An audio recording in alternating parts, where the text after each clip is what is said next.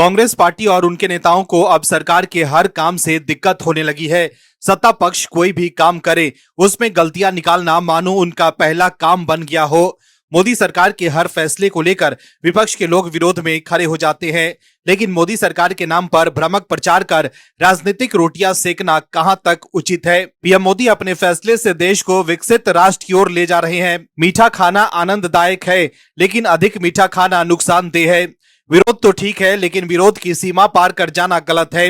विरोध तो लोकतंत्र का गहना है। लोकतंत्र की यही तो खूबसूरती है कि अगर सरकार कुछ गलत करे तो उसका विरोध अधिकार पूर्वक किया जा सकता है, लेकिन सरकार के हर फैसले को लेकर विरोध करना यह साफ दर्शाता है कि कांग्रेस के पास कोई मुद्दा ही नहीं है। इसलिए विपक्ष और उसके समर्थक गलत आरोप लगा रहे हैं। अब संसद के शीतकालीन सत्र को लेकर अब नई साजिश रची जा रही है। क्या है खबर, बताते हैं आपको इस रिपोर्ट में। दर्शकों, संसद का शीतकालीन सत्र इस बार 1 दिसंबर से शुरू होकर 19 दिसंबर तक चलेगा, जिसमें कुल 15 बैठकें होंगी। कांग्रेस ने इसे बहुत ही देरी से बुलाए गए और संक्षिप्त सत्र के रूप में बताया है, जिसमें कोई ठोस विधायी कार्यवाही नहीं होगी और चर्चा भी सीमित रहेगी।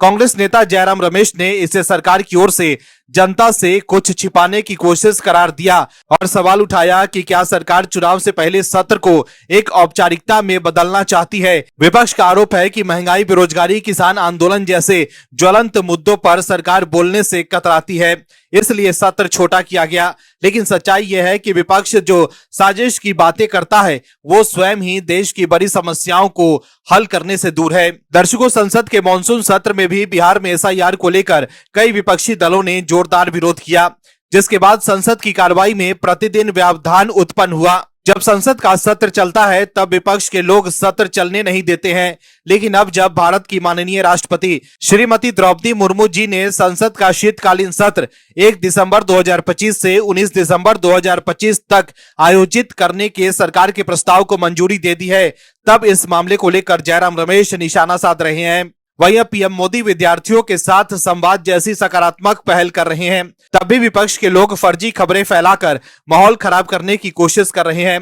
इसलिए राहुल गांधी और कांग्रेस का ये तरीका जनता के प्रति बिल्कुल ईमानदार नहीं कहा जा सकता। ये लोग हर मुद्दे को सियासत का हथियार बनाकर लोकतंत्र को नुकसान पहुंचाना चाहते हैं। वहीं शनिवार को एक्स पर एक पोस्ट में विपक्ष के चहेते वकील प्रशांत भूषण ने कहा कि उत्तराखंड विश्वविद्यालय प्रधानमंत्री की रैली में शामिल होने वाले छात्रों को 50 अंक देगा। प्रशांत भूषण ने विश्वविद्यालय के नाम पर यह फर्जी नोटिस पोस्ट किया। इसमें कहा गया था कि सभी बीटेक, सीएसई और स्पेशलाइजेशन के छात्रों को होने वाले आगामी कार्यक्रम में शामिल होना होगा। आपको बता दें कि रविवार 9 नवंबर को यह कार्यक्रम हुआ, जिसमें भारत के प्रधानमंत्री नरेंद्र मोदी के साथ एक संवाद हुआ। इसमें कहा गया था कि इस कार्यक्रम में उपस्थित भारतीय ज्ञान परंपरा पाठ्यक्रम के अंतर्गत मानी जाएगी और प्रत्येक प्रतिभागी को 50 इंटरनल नंबर दिए जाएंगे।